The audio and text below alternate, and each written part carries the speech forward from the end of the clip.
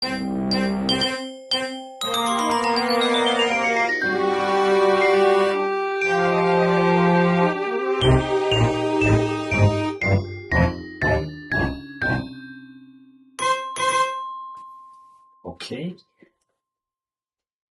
we are on camera here. So, back for another episode of Idiots and Fools. It's been such a long time. Has it? It feels like it's been a long time. Every day I've is been a long ill. time. Oh, yeah, I've been ill too. Yeah. But somehow every day seems longer than it should be. I don't know. It's not the coming spring you're talking about. No. It's that you're tired by 6. Well, I don't know that that's it. The experience of time is in fact subjective, as everyone knows. I mean, if you're bored, we all know that time goes a little more slowly. But there's something about the nature of sensation of being and time that connects them in such a way that if you're sensing yourself more, time seems to move more slowly, because the sensation of being inserts one more and more into now, and the now is kind of endless. It doesn't have a limit to it. Like time. Yeah. It's always now. Well, when it's always now takes a long time. It's never ending. God, It is. Now is never ending. When is this now going to be? Oh, there it was. It reminds me of the guy that said history is just one damn thing after another, right? Yes. Yeah. But that's why we like sleep. Mm. I'm released from now. Mm. I don't have to suffer my now. I can go back and suffer my future or past or pretend it was all wonderful. Well, now we're on a dangerously interesting subject, and we should avoid that in this show. But now that you've done it, and I'm blaming you, when you first get into this work, and for some of us, it's far too many years ago, objectively speaking. Yeah, I thought you meant recording podcast, but you meant the Gurdjieff work. Yeah, exactly. Well, we shouldn't be doing this either, but we are. But you get into this work, and for there's a long period, and I think that maybe there are prodigies, but in my case, I would say decades of experience with the ideas, the exercises, the techniques, the work on self-remembering, and so on, and something that we can't really describe gradually sinks into the marrow of one's bones. And there's a long period where being here with myself is very disturbing, That is to say, I keep seeing things that are kind of hateful and ugly, and they're, of course, they're still here. But over the decades, the process of seeing oneself as it evolves stops being as difficult as it was in a certain way, because there's a level of acceptance of the ordinary self that develops, wouldn't you say? I would say partially yes. That there are some benign aspects of myself that I don't particularly care for, because I like to think of myself as much more refined and better than that. But the fact is, I am what I am, but after a while I accept it. And that was gained by shocks. Mm-hmm. Now it seems like the shocks don't happen on their own so much as they used to. And now I have to work more. Mm. And I've already accepted so much of myself that I don't know really how to have a shock that takes me out of what I've come to accept as the movement of an impression. I get to a certain point and I'm satisfied. Something stops. And I recognize, because there's this beginning of the uncomfortableness that's familiar of, holy shit, do I want to go here? You know? And so in a way, things are easier. In a way, I think it's harder. And I have to come to more of a recognition of how much of me is really interested and willing. You know? There's a lot in what you say there. I don't think it's ever easy, you know. We wish it were. And of course, there are certain parts of ourselves we see enough for long enough that we see them with relative ease and say, oh, well, there's that asshole again, you know. This is a kind of a normal thing that happens. But there's a quality to the inner energy of being at a certain point that calls me to see that I've always thought that I was remembering myself for myself in some way, you know, that this was about me. And there's a point at which suddenly it's quite clear that it's got, in a certain objective sense, nothing to do with me, and that there is a service owed here to the energy that animates us, that is impersonal in a good way. That is to say, it's not selfishly inflected. It has an understanding that this being is a part of a cosmological phenomenon that it needs to step up to in a certain way in terms of attention and relationship. And that changes the perception of time. It changes the perception of self. You know, I don't see Lee the way I used to see Lee. But then all of a sudden it occurs to me that he's not that important.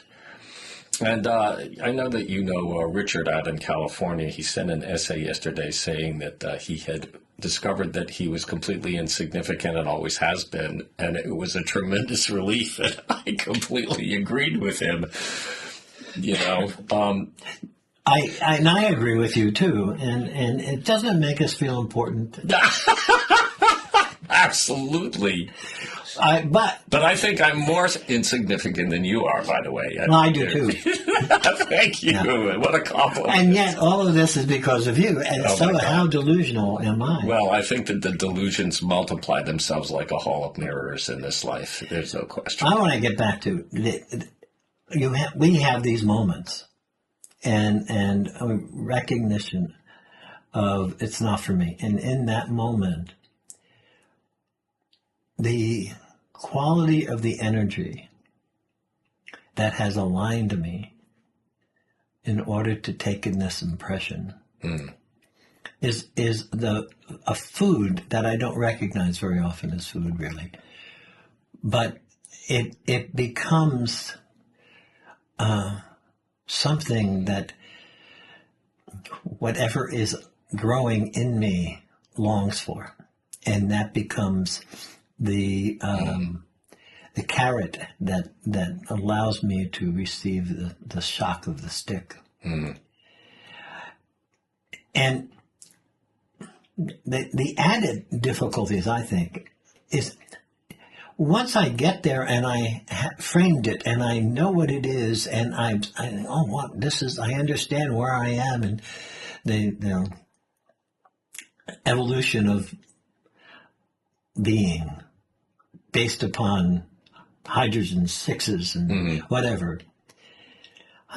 All of that has to be given up for the next time, because I can't, my tendency is to sniff it and then immediately determine what's coming my way and therefore not being open to receiving it.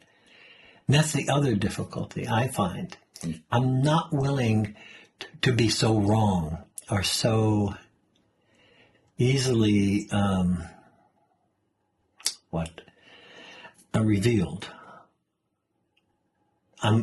The ego's getting craftier.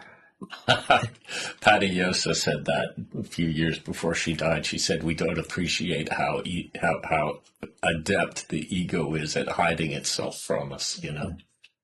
And I think that's That's definitely true. Yeah, it is a food, and that is a critical understanding in a sense. But I think that what you're describing there is the way in which, well, first I manufacture narratives, and then I apply the narrative right away whenever anything happens. It's like, here's how it is. I just made a new buffer. Yeah, there you go. It's a beautiful buffer. A beautiful buffer. Well crafted, At our age, the buffers are better than they used to be. Gosh, they look better, and people admire them more. Well, I think that the summary of the whole problem is, it's not for me, but I want it anyway. Oh, yeah. Wow. Well, you'll have those moments, I would imagine, where you recognize it's not for me, and then you reject it. That's strange because that you say that, because I don't have that reaction anymore. Anymore. Well, I totally understand where you're coming from, but there's a point at which I understand that I'm in a conceptual sense, an end point for a certain kind of energy that has reached all the way down to the ray of creation to here, with an invitation to just receive it and be here, and see what happens next in the midst of a complete unknown. And I'm finding it to be a relatively inviting place these days, Could I say I'm comfortable here? No, because there's no real comfort in life. There's always some shit going wrong. There was a moment, a half an hour before you got here, where my iPhone decided there was something wrong, and I was rolling my spiritual eyes back in my head along with my ordinary ones, because it just felt like there was all this pressure, and I let it go. It was fine.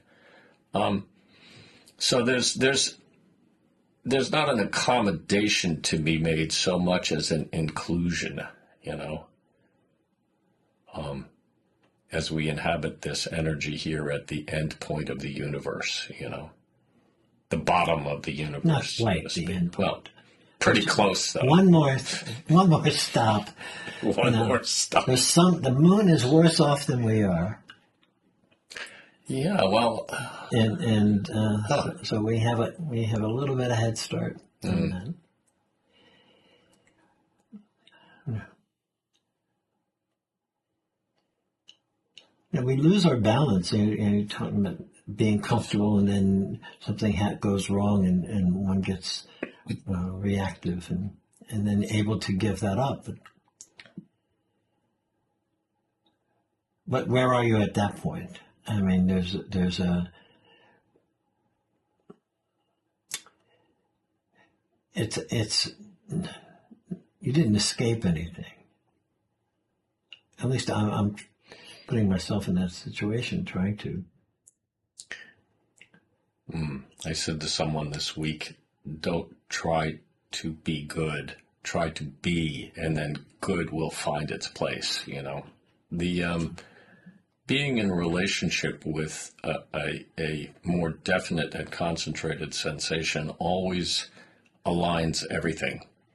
And so even though the good and the bad are just as they always are in terms of both external manifestation and perception, the alignment is a, what's the right word for it? It's an obedient response to that condition. There has to be an obedience, and I mean, when you think about the ultimate obedience, you think about people who are facing death, and there's a point when you're facing death that there are a lot of stories about it where many people suddenly align and they understand that this is just the way it is, and they describe it, those few who have reported on it, as having had a great peace come over them. We had a woman out in California who was in the Monday night group die. When she came into the group, she was already knew that her diagnosis was terminal. And she reached a state towards the end of her life where as she reported to us, she was willing and prepared to accept everything that was taking place as not just acceptable, but good. This was the strange and interesting thing about it, was that she saw the goodness in her condition. And that, to me, is a gift. A rare one, maybe. Yeah, I can't comment on that. I've not been there. The report from the edge, as it were, When something just gives up to what it is and recognizes as good. Well, we drop the body and our attachment to it, maybe. Well, Eckhart goes on about that at great length, about the idea that everything that's sent has a goodness in it to help and is there to help us. And he insists that one of our issues is that we're blind to that goodness, that we don't see how the bad things that are happening are there to help us. It seems preposterous, when you see some of the bad and the evil that's done on the planet. My ordinary parts get all riled up and they're furious. But they're also powerless, so then what? I keep wondering, what is the good behind this? Telebrezzo used to say, nothing happens without nature saying it's okay. The cities, it's nature. All the cars, it's all nature. And Interesting. it doesn't fit into my little head. Right, but I know what you mean. So, it feels bad, but maybe this is necessary. It's like maggots on a carcass, Well, it used to disgust me, but I got to the point where I had my impulse towards revulsion, I'll call it, was trained for many years eating in China, because they were constantly putting foods in front of me that were unacceptable to Westerners. And I eventually turned all of the parts of me that rejected that off, and I could eat anything. And then I discovered that applied to things like maggots all over a carcass, which I used to practically make me throw up. And I realized that my perception of things had indeed in certain areas become more objective, because I wasn't, the body wasn't saying no in the same way anymore. And so there was a bit of freedom from that. But there are so many things in life that I want to say no to. And I always come back to Peter Brook's question towards the end of his life, when he said to us, how do I say yes? Which apparently is a universal ointment to apply to things that are broken, because when my sister died, there was no way to fix that. It was done from the instant I found out. And oddly, I don't know why, I said yes. And I'm still saying yes, 15 years later, and it's okay. There's a lot of love in that yes that she's gone. Yeah. But it doesn't make any sense to my rational mind, if you know what I mean. The feeling part in this instance, and I'm just using this specific instance, but it's way smarter than the rest of me. And if that's true in that one instance, how many other places is it true in life that my lack of understanding is blinding? It's a buffer to what's true. Yes. So accepting the seeing and accepting what's in front of you. Well, there's no logic to it, that's for sure. But there is a time. It's now. Time is. That's true. Time is now. And now is probably when we should wrap it up before we bore our audience more than is absolutely necessary on this show, because we have to bore them a lot, but we must also show mercy. Okay, I will say no to everything else that I was going to quip. Well, no. If you have more things to say, do. Now might not be the time. But later, after we turn. Well, after we shut this up, I'll ask you about Hasnamusian people and who are developed to the highest level and still say no. Well, there are a The bunch 312 of them, right? I don't know. I think they're all here in No. government right now, aren't they? They're on some small planet. What's that planet called? A remorse of conscience? No. Eternal punishment? Oh, retribution. Retribution, yes. Damn. Yeah. Oh, I hope I don't end up there. Yes. I'll do my best. Ah, I'll do what I can to help it. all right. Well, No, thanks. in the next life, we'll work on it. All right. But for Thanks. now, we'll say goodbye. Yeah. Thanks for coming, David.